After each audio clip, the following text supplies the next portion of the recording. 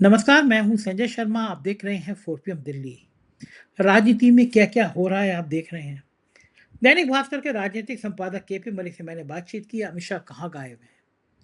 भारत की राजनीति ऐसी क्यों हो रही है? भाजपा में पत्ते पे क्यों पिट रहे हैं अमित शाह के? रोचक बातचीत आप सुनेंगे तो आपको अच्छा लगेगा। चलते हैं उनके पास। 4 PM न्यूज़ नेटवर्क में बहुत-बहुत स्वागत है आपका। अभिनंदन है आपका केपी मलिक साहब। हार्दिक अभिनंदन 4 PM न्यूज़ नेटवर्क में। बहुत बहुत धन्यवाद संजय जी, आपका भी और आपके दर्शकों का भी बहुत बहुत धन्यवाद, आभार। आज शर्ट नहीं चमक रही है बिल्कुल भी आपकी। अब छुपा मैं ही लीजिए। नहीं चमक रहा, आपने नज़र मार दी तो बम्बई में मुझे बिना चमक के रहना पड़ रहा है। मलिक साहब, बड़ा संवेदनशील मुद्दा है जिस पे मैं आज आपसे चर्चा करना चाहता हूँ। जी। मैं अपने ज़िंदगी में जितने लोगों से मिला हूँ आज तक, उसमें अगर कोई सबसे ज़्यादा योग्य व्यक्ति मुझे नज़र आया है तो उसका नाम सैम पित्रोदा है। और जब मैं पढ़ता था, जब मैं स्टूडेंट पॉलिटिक्स में था, तब मुझे याद आया है कि इंडिया में पहली बार मैं और आप जिस नेटवर्क से बात कर रहे हैं मोबाइल लाने में, उसमें सैम पित्रोदा ना होते तो शायद आज भारत बहुत कहीं पीछे होता। उनको संचार क्रांति का जनक कहा जाता है। शिकागो में रहते हैं, लगभग 84 साल के हैं और आज भी दुनिया के ना जाने कितने देश उनका सम्मान करते हैं। उनके ऊपर ना जाने कितनी डॉक्टरेट की हुई है। लेकिन चौथी पास राजा को अपना गुरु बताने वाले सांसद निशिकांत दुबे ने बड़े गंभीर आरोप लगाए हैं सैम पित्रोदा पे। ये कहा है कि साहब जब विदेश आते हैं राहुल गांधी तो उनका खर्चा सैम पित्रोदा उठाते हैं। और सैम पित्रोदा का विदेशी संगठनों से बड़ा योगदान है इनका नेटवर्क कराने में, भारत को तोड़ने में। अब सांसद हैं निशिकांत दुबे, आरोप लगाने में माहिर हैं। अखिलेश यादव पे आरोप लगाए थे, अखिलेश यादव ने मुकदमा कर दिया, माफी मांगी। लेकिन सैम पित्रोदा पर जब आरोप लगे तो मुझे थोड़ा सा दुख इसलिए हुआ कि जे एक इंसान जिसने भारत का नाम इतना ऊंचा किया, पद्मश्री और कौन कौन से दो दो तीन तीन प्रधानमंत्री के सलाहकार रहे, मेरे लिए बिल्कुल बड़े भाई जैसे हैं। मुझे बहुत प्यार करते हैं। और इनका इंडियन ओवरसीज कांग्रेस पूरे दुनिया में संगठन बहुत मजबूती से खड़ा है। मैं ऑस्ट्रेलिया गया तो सैम पित्रोदा साहब ने कहा वहाँ के लोगों को, संजय आ रहे हैं।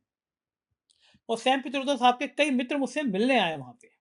मैंने ना जाने कितने इंटरव्यू किए हैं, क्योंकि मुझे लगता है जब किसी इंटेलेक्चुअल आदमी से बात करनी हो तो मैं सैम पित्रोदा साहब से बात करता हूँ। प्रधानमंत्री जी को भी बड़ी चिढ़ लगती है। मैंने चुनाव में उन्होंने कहा कि राजीव गांधी के अंकल सैम पित्रोदा। और जब यूनिवर्सिटी ऑफ मिशिगन अमेरिका ने मुझे बोलने के लिए बुलाया था, जब भारत सरकार ने मेरा वीज़ा नहीं होने दिया था, तो सैम पित्रोदा जी ने मेरे सम्मान में शिकागो में पहली तैयारी करी थी, छोटा-सा सम्मेलन करने के लिए। वो मुझे इतना हिस्से देते हैं, मैं उनका बड़ा आभारी हूँ। और किसी इंसान की योग्यता के अनुसार उसको आँका जाना चाहिए। क्या-क्या अनुसंधान किए उस आदमी ने, कितना संचार क्रांति करी। और निशिकांत दुबे, ये बिना पढ़े-लिखों की पार्टी है सच में, जिनका मानसिक स्तर इतना दिवालिया है कि कुछ भी कहूँ तो बुरा लगता है। ये सैम पित्रोदा पे ऐसे छिछोरे आरोप लगाना, ये पूछना राहुल गांधी का खर्चा विदेश में कौन उठाता है। केपी मलिक साहब, क्या कहा जाए, बात की जाए या हंसा जाए इनके मानसिक दिवालियापन पे, क्या लगता है? संजय जी देखिए, इसको आप उस तरीके से कह सकते हैं कि जैसे एक व्यक्ति मुंह उठा के सूरज पर थूकने का प्रयास कर रहा हो, तो वो थूक जाहिर सी बात है उसके मुंह पे गिरेगा जाके। पहली बात आपने खुद ही ये कहा कि इन्होंने अखिलेश यादव पे आरोप लगाए और माफी मांग ली। और दूसरी बात ये है कि अगर आप इनका विश्लेषण करें, इनके बारे में जांच पड़ताल करें, ये कितने बड़े विद्वान हैं, क्या हैं, इनकी तमाम हिस्ट्री सबके पास है और सब जानते हैं। मुझे तो खुद ही उचित नहीं लगता कि इस तरह के लोगों के विषय में हम बैठ के यहाँ चर्चा करें। हमारे पास इतने विषय हैं चर्चा करने के, इतने सब्जेक्ट हैं और हम इनके एक वक्तव्य पर चर्चा करें। ये तो मैं आपको कई बार कह चुका हूं कि ये तो भारतीय जनता पार्टी के अश्वत्थामा है। अस्थामा मारा गया, अस्थामा मारा गया, ये क्या है? उलझाने के लिए है। राहुल गांधी का और इनका कुछ मैच है क्या? राहुल गांधी की टक्कर जो है मोदी जी से है, राहुल गांधी की टक्कर अमित शाह से है। राहुल गांधी अमित शाह का इस्तीफा मांग रहे हैं। उन्होंने आज तक निशिकांत दुबे का इस्तीफा मांगा है क्या? एक तो ये बात हो गई। दूसरी बात, आप जिस महान हस्ती की बात कर रहे हैं, मैं मुझे जितनी जानकारी है और मैंने जितना पढ़ा है, तब तो हम आए भी नहीं थे ढंग से पत्रकारिता में।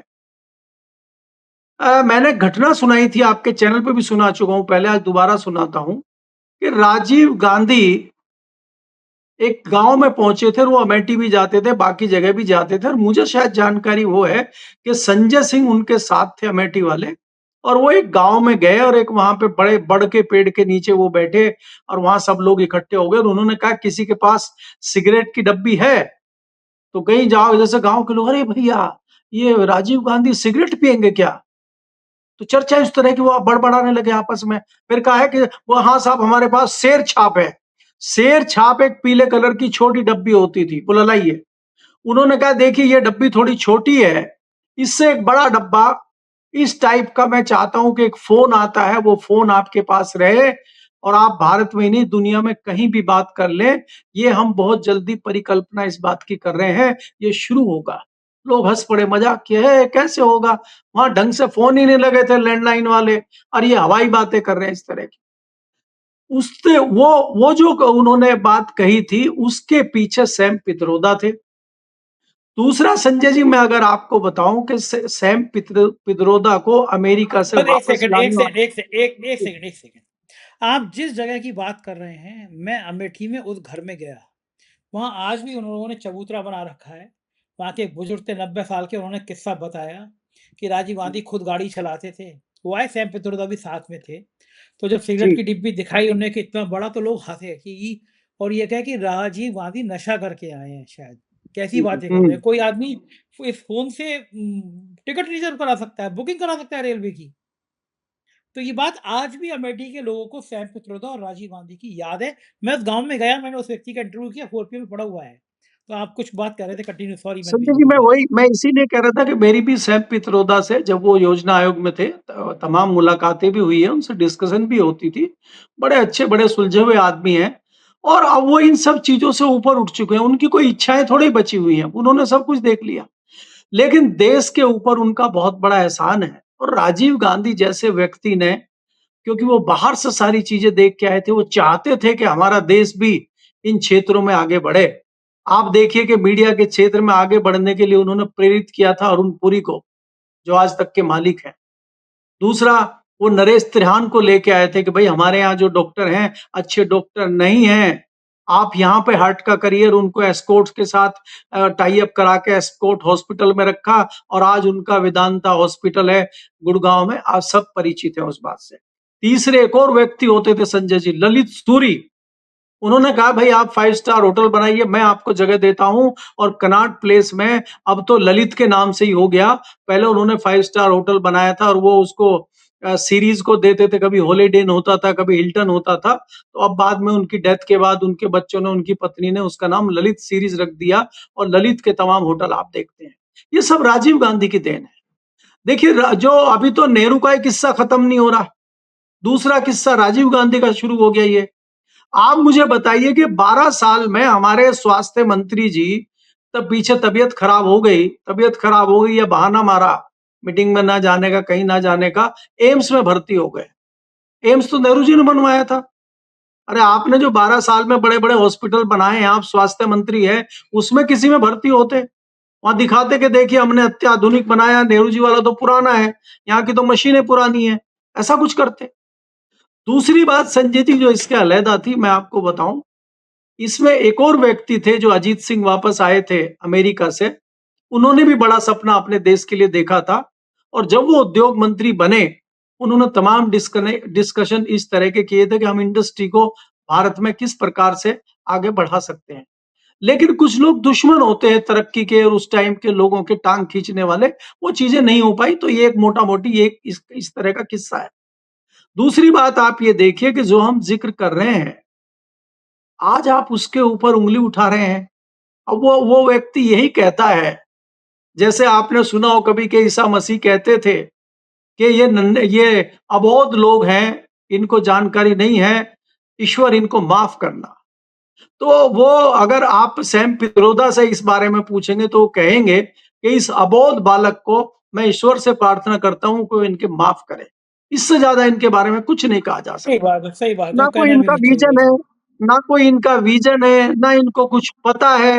ये तो धूल में लठ मार रहे हैं, जो पीछे से पर्ची पकड़ा दी गई है, अपना जय जयकार बोल रहे हैं। कोई आप इनको बताइए, कोई इनकी इन्होंने, संजय जी, कोई रणनीति इनकी रही हो पिछले 12 साल में, कोई इन्होंने बहुत बढ़िया सुझाव दिया हो, कोई इन्होंने कोई बहुत अच्छा कोई काम किया हो जिसको देश इनको आने वाले समय में याद किए? 12 साल में आप जो है एक सत्ताधारी दल के सांसद हैं और आपने कोई रिकॉर्ड इस तरह का छोड़ा हो कि आने वाली जनता आपको याद करे।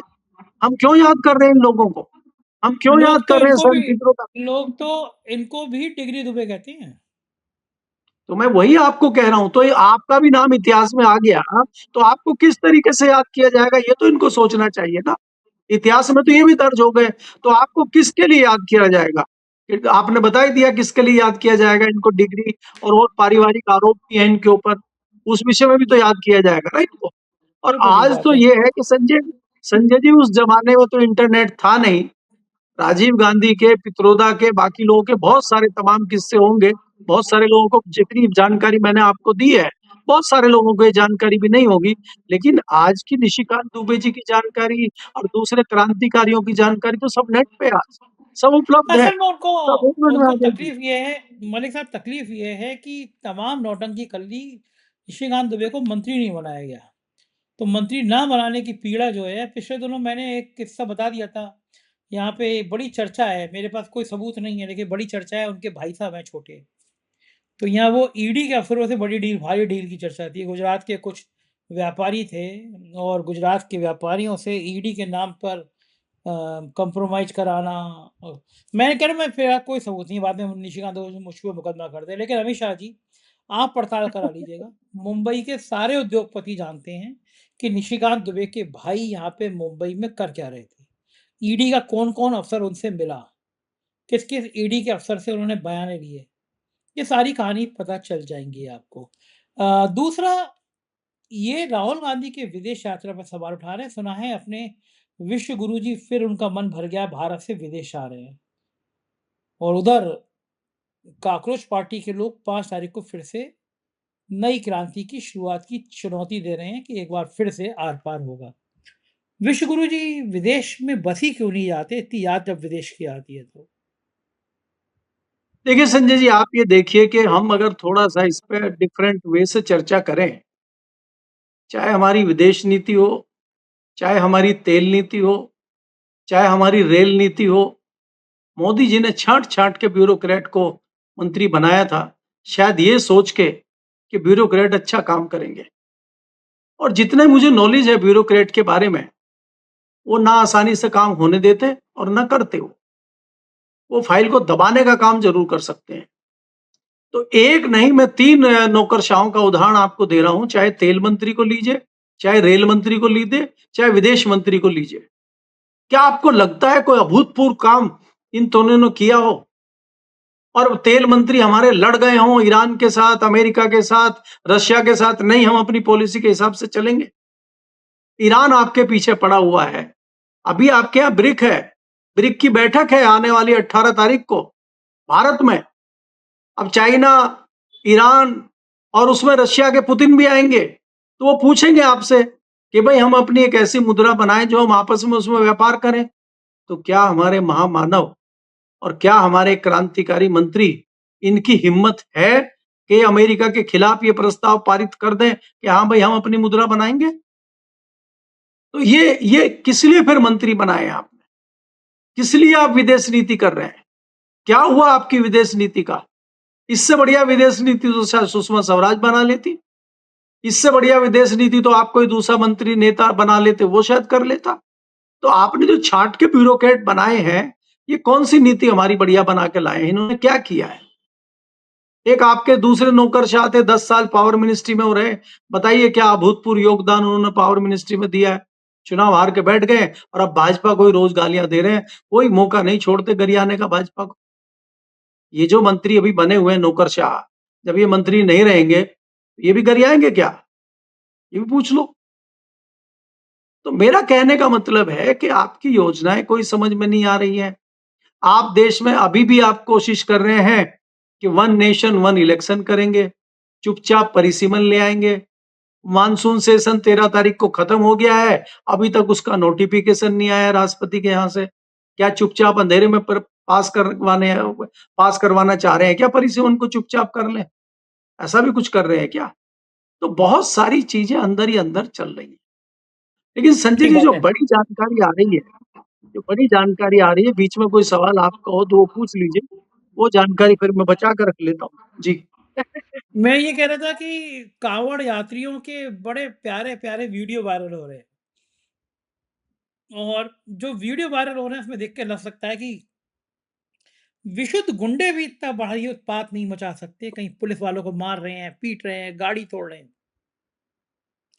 अब पता नहीं कुछ महान पुलिस वाले उन पे फूलों की वर्षा कर रहे हैं, उनके पैर धो-धो के पी रहे हैं। इस बीच में सुप्रीम कोर्ट के जस्टिस पीवी वराले ने कहा है कि नासिक के कुंभ का बजट का अगर 0.1% भी मराठी स्कूलों पर खर्च किया गया होता, तो 100 स्कूलों को बंद होने से रोका जा सकता था। पिछले दिनों खबर आई थी कि फंड की कमी के कारण महाराष्ट्र में मराठी माध्यम के 100 स्कूलों पर ताले लग गए हैं, और जस्टिस ने कहा कि स्कूलों की हालत बदतर है, इस पर ध्यान देने की जरूरत है। स्कूल किसको चाहिए? अब कावड़ यात्रा सबको चाहिए, सबको कुंभ चाहिए। कुंभ में गांजा पीते हुए फोटो चाहिए, चिलम पीते हुए नागा बाबा चाहिए। स्कूल किसको चाहिए? पढ़ाई किसको चाहिए? अब सुप्रीम कोर्ट के जस्टिस भी कह रहे हैं ये बात, इसकी बात को, उनकी बात को कितना ध्यान से सुना जाना चाहिए मलिक साहब?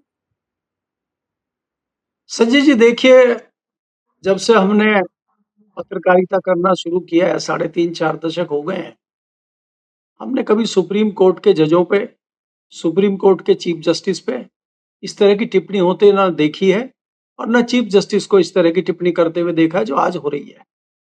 मैंने किसी चीफ जस्टिस का बहिष्कार भी नहीं सुना, और मैंने किसी चीफ जस्टिस से ये भी नहीं सुना कि वो बेरोजगारों को, युवाओं को अ, उनकी मतलब इज्जत खराब करे, उनको चिढ़ाए और कॉकरोच जैसा वर्ड यूज करे, उनके लिए तिलचट्टा बताए उनको। तो आप उनके जख्मों पर नमक छिड़कने वाली बात कर रहे हैं। आप सो मोटो ले सकते हैं कि पर्चा लीक क्यों हो रहा है, परीक्षाएं ठीक से क्यों नहीं हो रही हैं। जब अखबार में 2 खबरें पढ़ते हैं, एक खबर में ये आता है कि फलाना डिपार्टमेंट में 5 साल से भर्तियां नहीं हुई है, स्कूलों में इतने लाख टीचरों की कमी है, इतने हजार टीचरों की कमी है। इधर तो टीचरों की कमी है, पिछले 6 साल से भर्ती नहीं हुई है, और उधर बेरोजगार सड़क पे घूम रहे हैं कि हमें नौकरी दे दो। ये बीच में चल क्या रहा है? इस पे क्यों नहीं सुप्रीम कोर्ट पूछता कि भाई क्या मामला है? तो जितनी जितनी भी हमारी संस्थाएं हैं, उनकी जितनी गरिमा गिरी है पिछले दिनों में, एक तो ये चीज है। दूसरी चीज, जो आप कावड़ की बात कर रहे हैं, पुलिस जो है, पुलिस प्रशासन वो सरकार की कठपुतली होता है, और कठपुतली को नचाने के लिए भेज दिया कावड़ियों के बीच में। इधर पुलिस नाच रही है, फूलों की वर्षा कर रही है, और वो जो कावड़िया है वो तो नाच रहे हैं, वो तो मजे ले रहे हैं। जब आप उनके ऊपर फूल बरसाओगे, जब उनके पैर दबाओगे, उनको चम्मच से खीर खिलाओगे और नशे की पुड़िया दोगे, तो वो तो करेंगे ही ये काम फिर। दूसरी बात ये है कि आप स्कूलों को बंद कर रहे हैं। आप महाराष्ट्र का मुझे उदाहरण दे रहे हैं कि भाई महाराष्ट्र में एक टिप्पणी आई है कि अगर इसका 3% और 2% भी अगर स्कूलों पे खर्च कर दिया जाए तो स्कूल, इतने स्कूल जो है बंद होने से बच जाएंगे। क्या यूपी में नहीं बचेंगे क्या? यूपी में हरिद्वार से लेके दिल्ली तक, और दिल्ली से लेके जयपुर और आगरा तक जो ये सारी रोड सुनसान रहती हैं, बंद रहती हैं, और कावड़िया इस पर नंगा नाच करते हैं। तो ये कावड़ बंद करके आप, ये जितना बजट कावड़ पे खर्च करती है सरकार, अगर ये स्कूलों पे कर दे तो यहाँ स्कूल नहीं बचेंगे क्या? लेकिन आपको ये देखना होगा कि सरकार क्या चाहती है, सत्ताधारी दल क्या चाहता है। वो क्या चाहता है कि लाइन मंदिरों में लगाइए। आज तो हमने एक वीडियो ये देखा है कि जो मंदिर के व्यक्ति हैं वो बाहर खड़े होकर कह रहे हैं, भैया खाली हाथ मंदिर में कोई नहीं जाएगा। 1 किलो सरसों का शुद्ध तेल चाहिए, मार्का वाला, ये नहीं फालतू मार्केट से ले आए। और हमें शुद्ध देसी घी चाहिए 1 किलो। उसने सामान की लिस्ट बता दी, जो ये व्यक्ति लेके आएगा मंदिर में आइए, और नहीं तो यहाँ हाथ जोड़ रहे हैं आपसे, जाइए वापस निकल लीजिए। बताइए, अब मंदिर में आप जाएंगे तो ये 10-5 हजार का सामान लेके आपकी एंट्री होगी, और अगर आपके पास कुछ पैसे नहीं है तो आपकी मंदिर में एंट्री नहीं है। ये देश किधर जा रहा है? क्या हो रहा है? ये हमें तो समझ में ही नहीं आ रहा है। संजय जी, आज विचार कर रहे हैं बच्चे इस बात पे कि हम बीटेक करके, हम इंजीनियरिंग करके सड़क पे धरना दे रहे हैं, और छठी फेल चौथी फेल बाबा जो है वो मर्सिडीज में और चार्टर्ड प्लेन में घूम रहे हैं। तो क्यों ना हम ये करें। तब तो संजय जी सतुआ कई बाबू सारे को यूपी में सतुआ बाबू बाबा को, ऐसा फ्रॉड बाबा है जैकेट वो, उसको ब्लड प्रूफ जैकेट भी जैकेट लोग, देनी है। हाँ, ब्लड प्रूफ हाँ, जैकेट तो देनी उनको उनको खतरा है ना, उनको उनको खतरा है। वो देश के स्वतंत्रता सेनानी है, देश के लिए वो काम कर रहे हैं, कहीं भी उनको कोई गोली मार सकता है, वो साइंटिस्ट है ना। देश के साइंटिस्ट कुएं में जाए, देश के वैज्ञानिक कुएं में जाए, देश का कोई जो अच्छा कार्य करने वाला है, जो सीमा पे जवान लड़ रहा वो मर जाए, उससे इनको कोई सरोकार नहीं है। बाबा सुरक्षित रहने चाहिए, सतुआ बाबाओं को बाबा पूरा सुरक्षित रहे। सपोर्ट है। तो हमें बाबाओं को सपोर्ट करना है, बाबा की संस्कृति को सपोर्ट करना है, क्योंकि भ्रमित करेंगे तभी तो वोट मिलेंगे। तो वोट ठीक किस प्रकार से मिले, जय जयकार किस तरह से हो, हमें तो वो भक्त पैदा करने हैं, हमें कोई पढ़े लिखे विद्वान थोड़े ना पैदा करने हैं। ठीक बात जी। है। खबर आई है कि दिल्ली में 2014 से अब तक मंत्रियों के और बाकी वीवीआईपी के बंगलों पे 547 करोड़ रुपए मेंटेनेंस पे, एक बंगला बने न्यारा। अफसरों और मंत्रियों के बंगलों पर साहब के कार्यकाल में 547 करोड़ खर्च कर दिए गए। स्कूलों की हालत देश में दयनीय है। लोग बारिश में, बच्चे, छोटे छोटे बच्चे नदियों में तैर के जा रहे हैं, सिर पे छत पे, सिर पे किताबें रख के जा रहे हैं।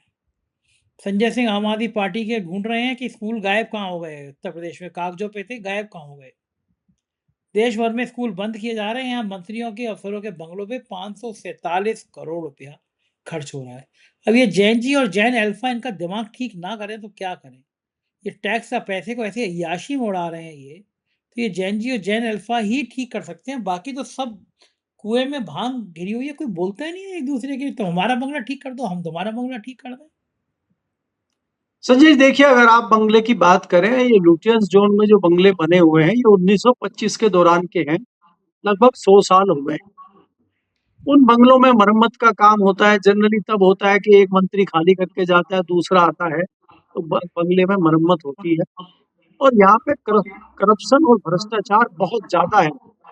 ये सीपीडब्ल्यूडी इन बंगलों की देखरेख करती है। शुरुआत में अगर मैं 2010 से या 2012-13 की बात करूं, तो 10 से 15 करोड़ रुपया हर साल का बजट उसका था। उसके बाद ये बढ़ते बढ़ते 14-15 तक पहुंच गया, 25 करोड़ का। उसके बाद में अगर आप 17-18-19 में बात करेंगे तो लगभग ये पहुंच गया 50। और अभी आज की डेट में अगर आप बात करेंगे तो ये लगभग 100 करोड़ पहुंच गया। तो आप ये देखिए कि 100 करोड़ के आप बंगले खाली मरम्मत करवा रहे हैं, 100 करोड़ में आप बंगले नहीं बना दीजिए फिर। भाई आप ये बताइए कि मोदी जी ने तमाम बिल्डिंगें तुड़वा दी है, शास्त्री भवन तुड़वा दिया, कृषि भवन तुड़वा दिया, उद्योग भवन तुड़वा दिया, निर्माण भवन तुड़वा दिया, पुरानी पार्लियामेंट को आपने छोड़ दिया, साउथ ब्लॉक नॉर्थ ब्लॉक को छोड़ने आप जा रहे हैं, तमाम बिल्डिंगें नहीं बनवा दी हैं, तो बंगले क्यों नहीं बनवा रहे आप? क्योंकि आपको पता है कि ये बंगले बिना कुछ बनाए, बिना कुछ किए दूध अच्छा दे रहे हैं, तो ये दूर है उन बंगलों को। उन बंगलों में करना कुछ नहीं, पुताई मारिए, 1 करोड़ का बिल पास करा लीजिए, कोई पूछने वाला नहीं है, ना कोई ऑडिट है ना कुछ है। तो ये देखिए, भ्रष्टाचार जो व्याप्त हुआ है पिछले 2-4 साल में संजय जी, आप सोच नहीं सकते। कोई डिपार्टमेंट, कोई विभाग नहीं बचा। हजारों करोड़ की चोरी हो रही है एक एक मंत्रालय में, कोई पूछने वाला नहीं। और राग दरबारी ऐसी चल रही है अखबारों की, टीवी चैनलों की, राग दरबारी चल रही है। और उस दरबारी में ऐसा हो रहा है कि अगर कोई दरबारी लिख दे कहीं, तो दरबार में कैसे हाजिरी लगेगी आपको पता ही है। इसलिए सब मस्त हैं, माल सबको सीधा पहुंच रहा है और सब चुपचाप बैठे हैं। लेकिन ये कब तक बैठेंगे? अभी नई खबर जो संजय जी है आज की, वो है अंत में कि अमित शाह जी थोड़ा सा उदास दिखाई दे रहे हैं। अमित शाह जी के तमाम लोगों को हटाया जा रहा है। संजय मयूख जी उनके प्यारे जो थे, दिल के करीब थे, वो हट गए हैं। अमित मालवीय जी हट गए हैं। अरुण सिंह जी हट गए हैं। उनके दुश्मनों को ले आया गया है, वसुंधरा राजे, स्मृति ईरानी, वो बड़े दुखी हैं आजकल। आपको याद होगा, मैंने एक कई महीनों पहले और 24 के दौरान भी जिक्र किया था, सत्ता का त्रिशूल, सत्ता के त्रिशूल का जिक्र किया था। सत्ता का त्रिशूल था कि एक तो भारतीय जनता पार्टी एक सूल हो गया, दूसरा सूल हो गया केंद्र की मोदी सरकार, और तीसरा सूल हो गया ये जो आपके मुख्यमंत्री हैं राज्यों के। तो ये सत्ता का त्रिशूल गुजरात लोबी के हाथ में था। अब संघ थोड़ा मजबूत हो गया है, क्योंकि बैकफुट पे आज मोदी जी भी हैं, अमित शाह भी हैं, और राहुल गांधी तो कह चुके हैं कि इस्तीफा देना ही पड़ेगा अमित शाह को। तो अमित शाह बहुत दबाव में है। तो सत्ता का जो त्रिशूल था वो आरएसएस ने छीन लिया है, और मोदी जी ने सरेंडर कर दिया। और मोदी जी ने कहा कि आप जो है संगठन और मुख्यमंत्री वाला विभाग ले लीजिए, और एक सूल जो सरकार का है वो मेरे पास छोड़ दीजिए, और आपको अमित शाह जी का जो करना है करिए। तो अमित शाह जी तकलीफ में आ गए। अमित शाह जी को तकलीफ इस बात की है कि जब मोदी जी के ऊपर कोई दिक्कत आती है, किसी सरकार के ऊपर दिक्कत आती है, मंत्री के ऊपर दिक्कत आती है, तो लोकसभा में वो ही मुकाबले में आते हैं, वही लड़ाई लड़ते हैं। लेकिन जब तलवार वह अमित शाह जी की तरफ हो गई, तो ना मोदी जी भी भाग खड़े हुए और तमाम मंत्री भाग खड़े हुए, और ये रिजिजू और आपके निशिकांत दुबे जी को भेज दिया गया मोर्चे पे, जाइए आप जो है अमित शाह जी की लड़ाई लड़ो। अब ये क्या लड़ाई लड़ेंगे? तो अमित शाह जी बहुत दुखी हैं, और वो सोच रहे हैं कि क्या किया जाए। इसीलिए दिल्ली में बड़ी शांति है, बड़ा सुनसान है। तो ये क्या तूफान आने से पहले की शांति है दिल्ली में? दिल्ली में इस तरह की चर्चाएं संजय जी चल रही है। तो देखिए आने वाले समय में क्या कुछ अच्छी खबर मिलती है आपको। जी। ठीक बात है, ऐसी चर्चाएँ बहुत तेज़ी से हो रही हैं। बहुत-बहुत शुक्रिया मलिक साहब, समय दिया, बातचीत की। ये थे केपी मलिक जी, और राजनीति की पूरी विस्तार से हम लोगों ने चर्चा की। ये बात सही है कि कम पढ़े-लिखे लोग ऐसी ही बातें करते हैं जैसे इस सरकार में बैठे लोग कर रहे हैं।